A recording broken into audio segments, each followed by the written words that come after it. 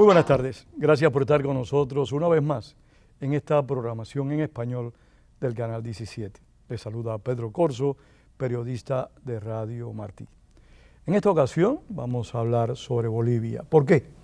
Porque la mayor parte de las personas tenemos la perspectiva de que Evo Morales es un líder indígena que trató e intentó y lo logró llegar al poder con un proyecto que era para resolver los problemas que el pueblo indígena, que ese sector de la población, estaba confrontando.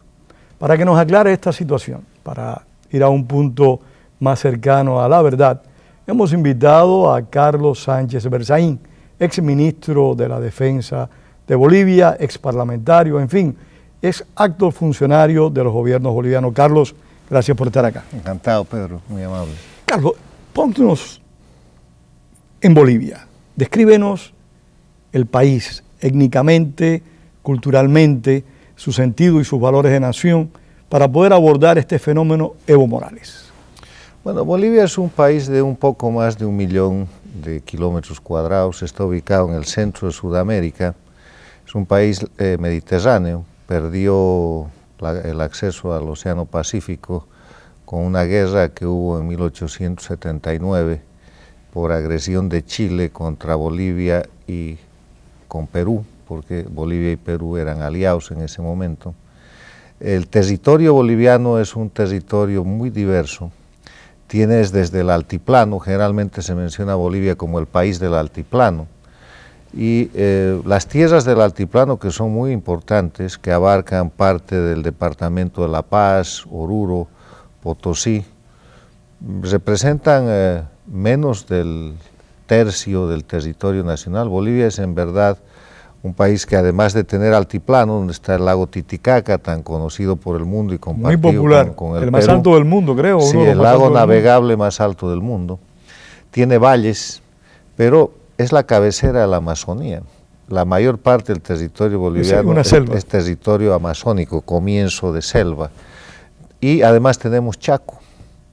Bolivia está dividida en 9 departamentos y es un país que tiene hoy día poco más de 10 millones de habitantes. ¿Y socialmente, Carlos? Técnicamente. Bueno, Bolivia es un país mestizo. Cuando llega el proceso de colonización de los españoles, el territorio del Alto Perú, hoy Bolivia, estaba ocupado, era parte del imperio de los incas. Entonces llegan los españoles y fundan, a partir del Virreinato de Lima, que es el Perú, para las tierras del Alto Perú, la Audiencia de Charcas, donde hoy día es Sucre, la capital de Bolivia, la capital constitucional de Bolivia.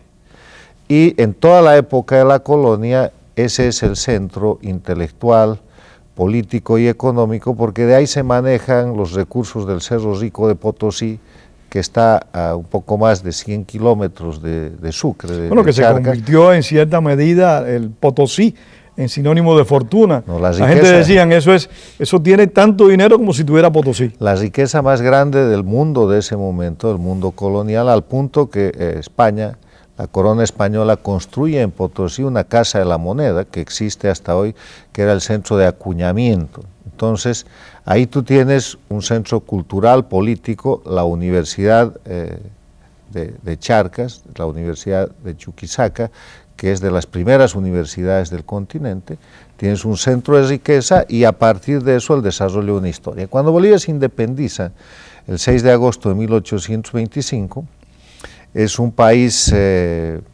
desconectado, es un país con una presencia y una dirigencia fundamentalmente mestizo-criolla, pero con una gran población indígena campesina.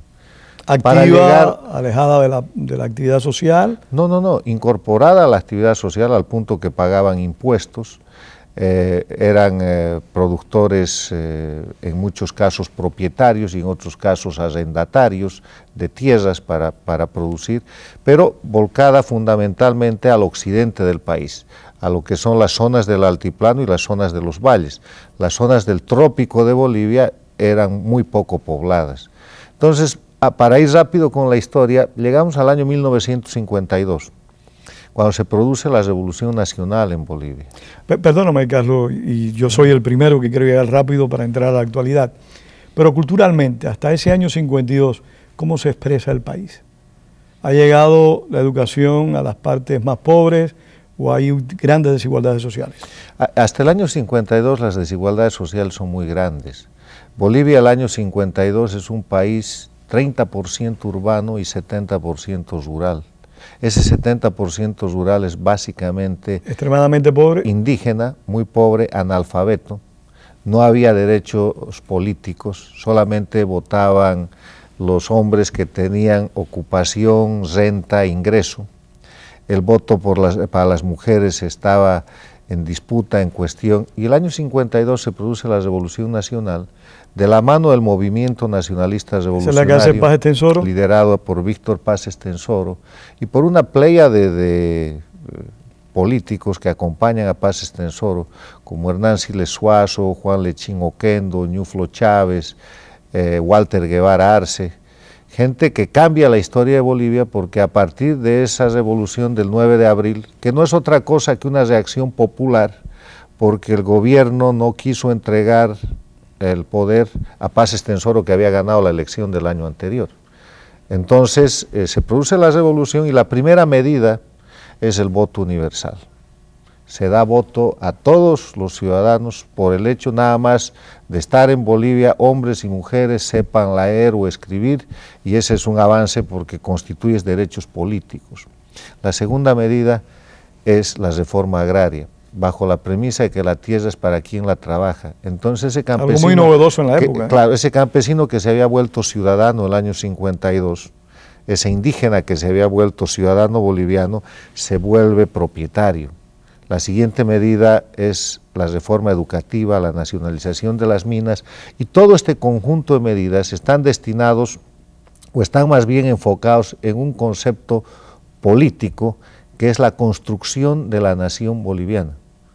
La nación boliviana como base social del Estado. Entonces, se crea una escuela nacional donde la gente es educada bajo los mismos parámetros, con los mismos valores, la escuela urbana y rural es la misma, el pensum, el contenido de esa educación es el mismo, tanto para el niño de la ciudad como para la niña o el niño del campo, y así el país avanza desde 1952 en adelante en lo que es el proceso de construcción de la nación boliviana, y se incrementa una dinámica de mestizaje, una dinámica de incorporación y de construcción del boliviano. Ese proceso de construcción es integral, o sea, se ve que a la vez que el sentido de nación se está fortaleciendo, también se están logrando desarrollos sociales que están llegando a los sectores más desfavorecidos de la sociedad. Obviamente, mira, si tú le das propiedad al indígena, al campesino,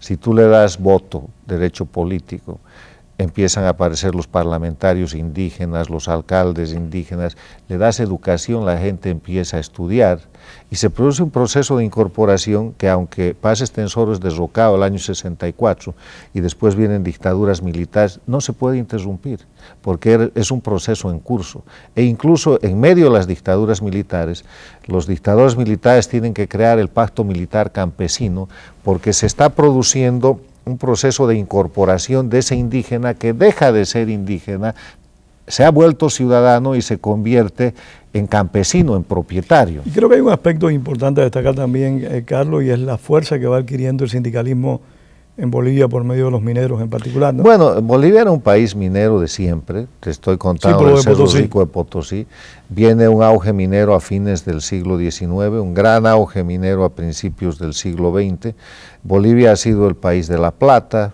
después de la plata ha pasado a ser el país del estaño, hoy día es el país del estaño, el plomo, la plata y el zinc, mañana será el país del uranio, de los materiales que están en el Salar de Uyuni. Es un país minero y el sindicalismo minero ha sido siempre una fuerza importante que es la que apoya y genera en gran parte el proceso de la Revolución Nacional de 1952. El sindicalismo también, minero ya estaba organizado antes de la revolución. ¿Y es lo que genera también la desestabilización de los 90 en alguna medida?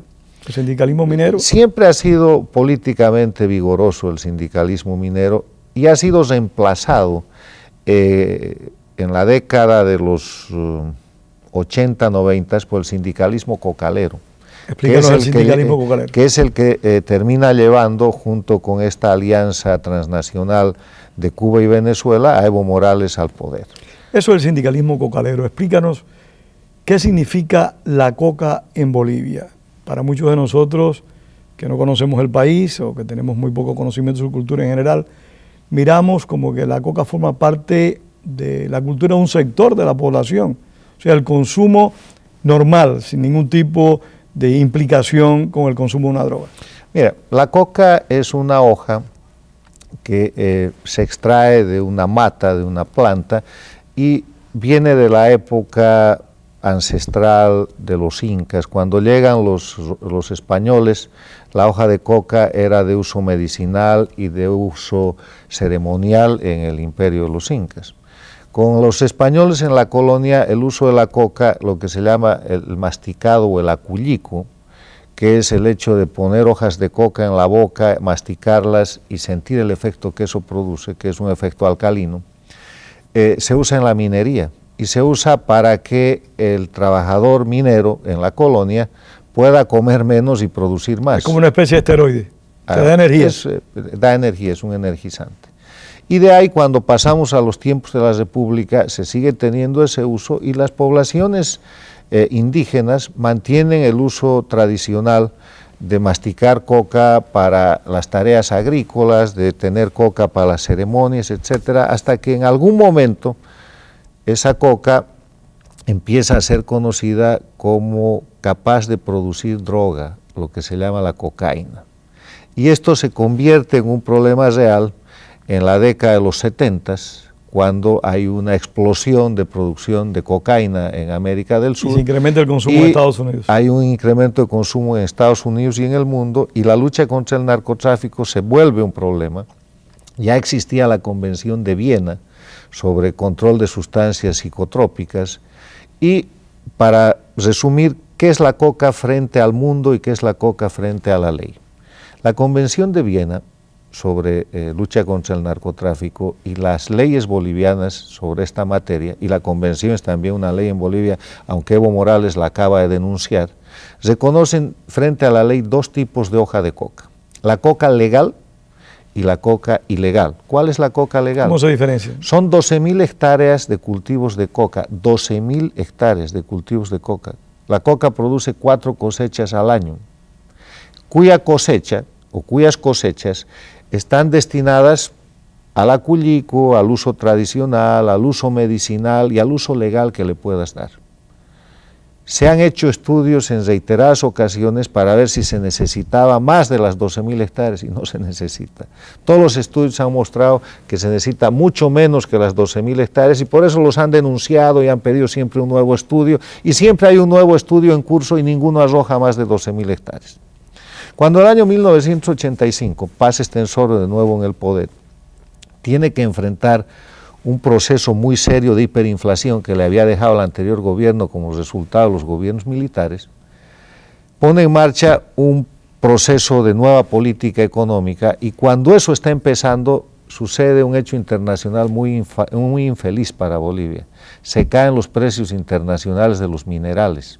Entonces, ¿la coca? No. Entonces los centros mineros dejan de ser productivos y esa minería estatal tiene que producir una decisión del gobierno que se llama relocalización. Se despide a los trabajadores mineros y estos quedan sin trabajo. Y mucha de la gente que trabajaba en las minas, sin empleo, se traslada al trópico de Cochabamba, a una zona tropical, y empieza ¿Eso es lo que dicen el Chapare? El Chapare, y empieza a cultivar coca. Ese es el origen de Evo Morales. Y eso es lo que genera los sindicatos de la coca. Ahí, en el Chapare... Perdóname, ya estas personas vienen con una tradición sindical. Sí, es el sindicalismo minero que se ha desplazado a las zonas cocaleras y que reemplaza la extracción minera por la única otra forma de industria extractiva que hay, una planta que crece sola, que no necesita cuidados de fumigación, abono ni nada, y que produce 4 veces al año. Bueno, es fabuloso. Prácticamente una industria extractiva. Pero la diferencia de esa coca del trópico de Cochabamba con la tradicional que está ubicada en la zona de los Yungas de La Paz es que esta coca es la materia prima directa para la producción de la droga, de la cocaína. ¿Cómo surge Evo Morales en todo esto? En medio de esa migración que se produce desde las zonas mineras, él no era minero, era un joven músico, tocaba trompeta, tampoco es un indígena, no habla ni quechua ni habla aymara, es un mestizo. Él nace el año 59, la Revolución Nacional se había producido el año 52, es el resultado de ese proceso de la Revolución Nacional. Un hijo de la Revolución de baja extensión. Puede ir a la escuela, puede aprender, tiene la opción de incorporarse en ese proceso, nace con derecho de ciudadanía, nace en el marco del proceso revolucionario de la construcción de la nación boliviana, es un boliviano. No es un indígena, porque el indigenismo y todo aquello, respetando la unidad en la diversidad, que es la base del nacionalismo revolucionario, está construyendo la nación boliviana. Pero sin embargo, él manipula el concepto indigenista y en cierta medida se promovió al poder y desde el mismo poder ha manipulado el asunto indígena para su conveniencia. Bueno, él necesitaba un discurso. Evo Morales desde fines de los 80, principios de los 90, es un dirigente cocalero violento en las zonas de la coca ilegal del Chapare, empeñado en hacer crecer los cultivos de la coca ilegal. Los lleva a un punto en que en determinado momento, allá por el año 94-95, habían un poco más de 40-45 mil hectáreas de coca ilegal. Entonces se tiene que poner en marcha un proceso muy enérgico de erradicación de la coca ilegal, acompañado con medidas de desarrollo alternativo y de sustitución de la coca por cultivos legales, y Bolivia empieza a producir piña, Bolivia empieza a producir banana, Bolivia empieza a exportar productos alternativos. Pero eso también produce menos riqueza que la coca, menos ganancia. Pero es legal, ¿no? O sea, si se trata, como yo les decía cuando era ministro de gobierno, y Evo Morales era mi contraparte, y él decía, nosotros ganamos más plata con la coca, y yo les explicaba que eso era un delito, que esa coca cultivada para el narcotráfico y la producción de la pasta de base de cocaína era delito, y que si trataban de ganar dinero cometiendo delitos, de repente era más sencillo que eso le tenía sin cuidado a ellos.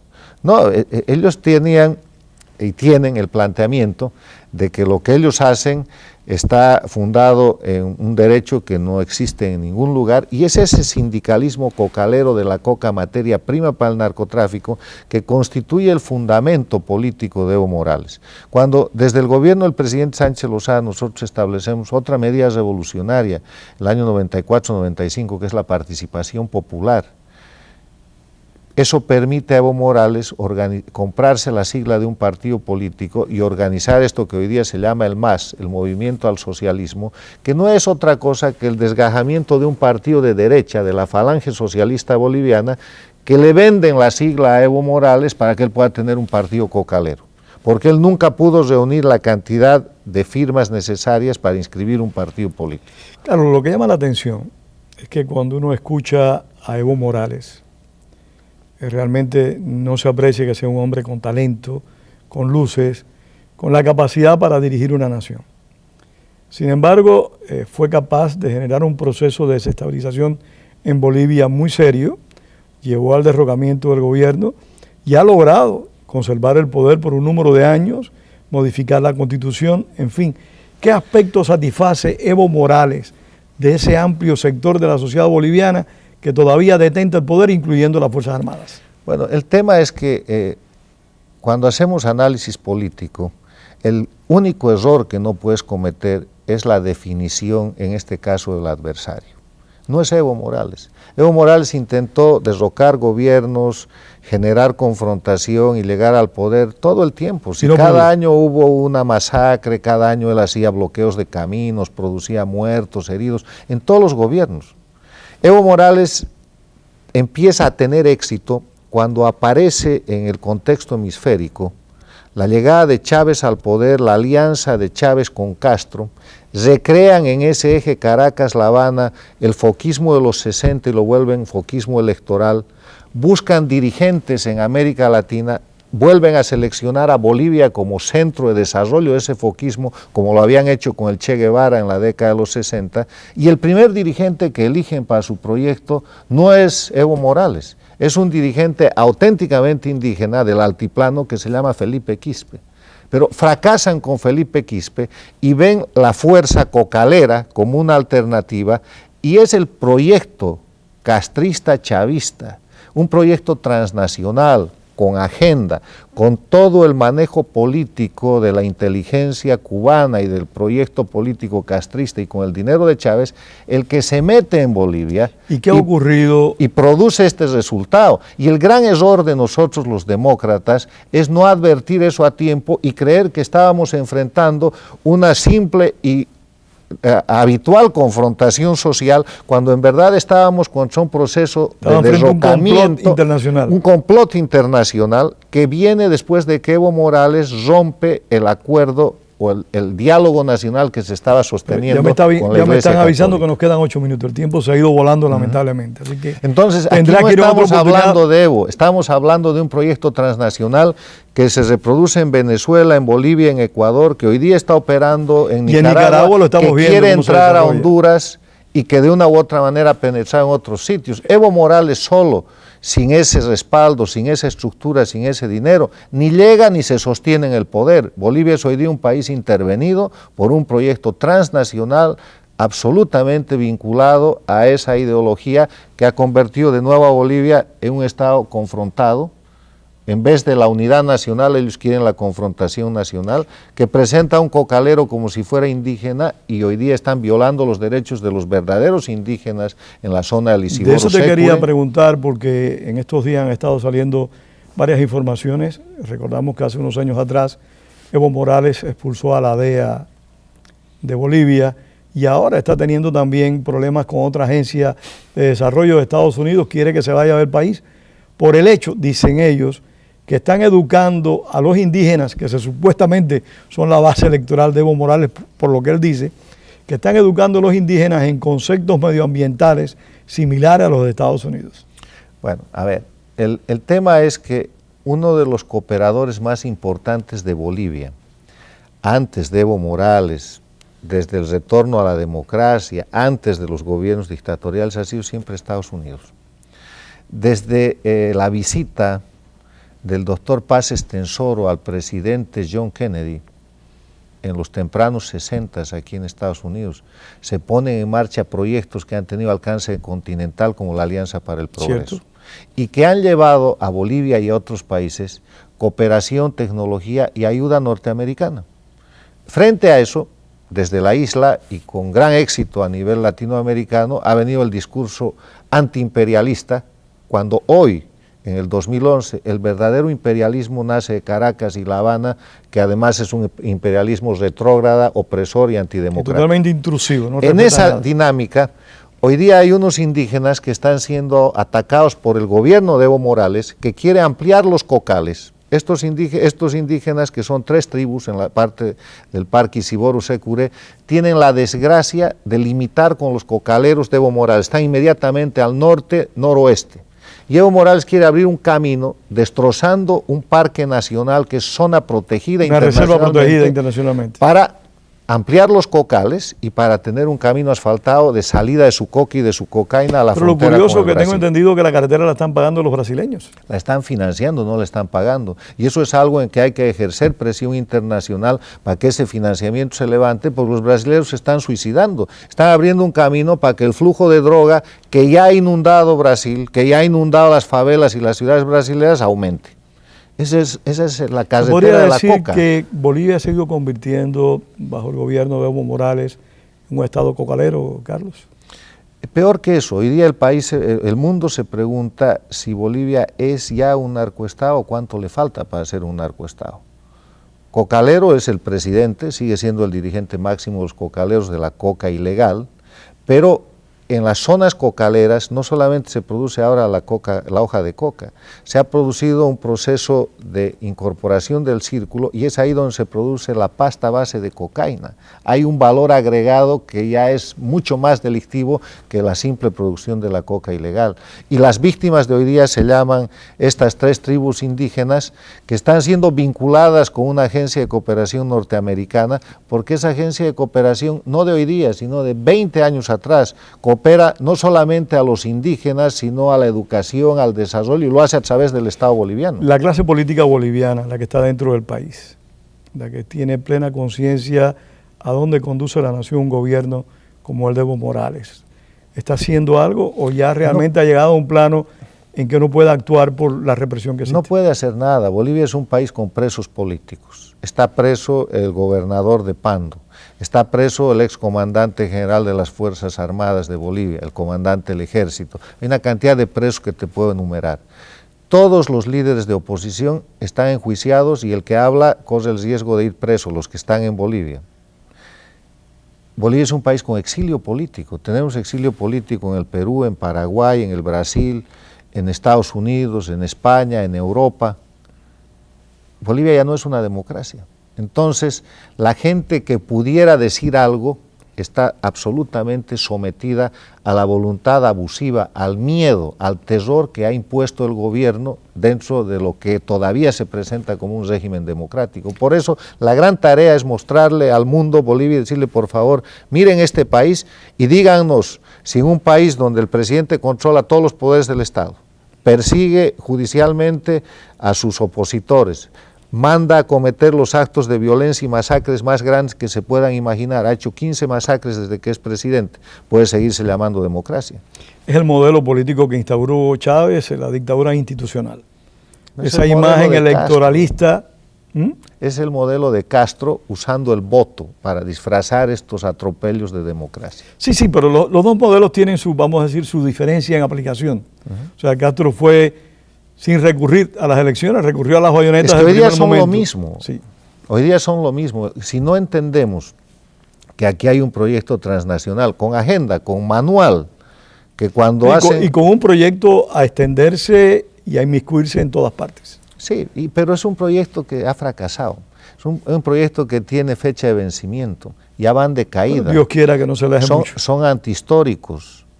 Están quebrados económicamente, están extrañamente vinculados con temas de crimen, narcotráfico y terrorismo, y eso no es una casualidad. Tienen unos amigos que se están cayendo en los países dictatoriales fuera del hemisferio y tienen un crecimiento de la inseguridad nacional y del descontento de sus pueblos. Muy grande. No tienen destino. Carlos, se nos acabó el tiempo. Encantado. Muchísimas gracias por haber estado acá con nosotros. Pedro. Realmente ha sido muy agradable compartir contigo. Gracias. Vamos a seguir aquí.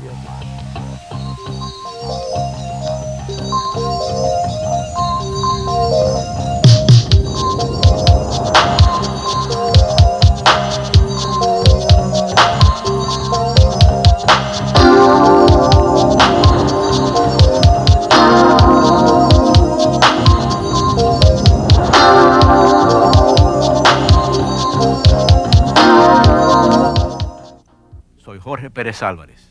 El Estado de la Florida ha cortado el presupuesto de su Canal 17 por más de $500,000. Esto nos va a impedir que le sigamos trayendo los programas en español y la mejor programación multicultural y educativa en la televisión. Ahora más que nunca necesitamos su apoyo financiero. Vaya a WLRN.org y haga su donación hoy. Únete a nosotros.